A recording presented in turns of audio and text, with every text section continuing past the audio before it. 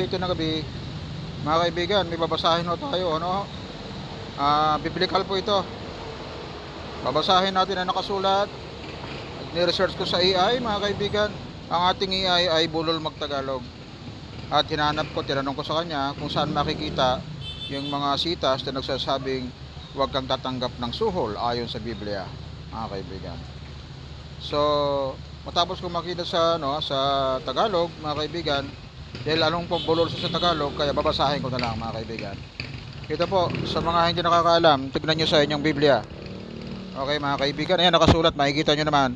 Exodo 38.8, mga kaibigan. Exodus 23, versikulo 8. Okay, kapitulo 23, versikulo 8. Ano? Exodus 23:8. Ano naman pagbasa yan sa Tagalog? Sa aklat ng Exodus, kapitulo 23, versikulo 8. Ayan, tama yan. Sabi dito, huwag kang tatanggap ng suhol. Paulitin po. Huwag kang tatanggap ng suhol. Sapagkat ang suhol ay bumubulag sa mga may paningin at sinisira ang mga salita ng mga matuwid. Ulitin natin. Huwag kang tatanggap ng suhol sapagkat ang suhol ay bumubulag sa mga may paningin at sinisira ang mga salita ng mga matuwid. Yan ay nasa Exodus. Pero mayroon pang isa, yung nakalagay sa Deuteronomio 16:19. Sabi dito, huwag mong babaluktutin ang katarungan. Huwag kang tatanggap ng mga tao ni tatanggap ng suhol. Yan o.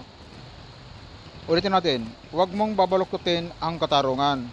Huwag kang magtatangi ng mga tao ni tatanggap ng suhol, sapagkat ang suhol ay bumubulag sa mga mata ng matatalino at nagliliko ng mga salita ng matuwid. Nako, sakto to.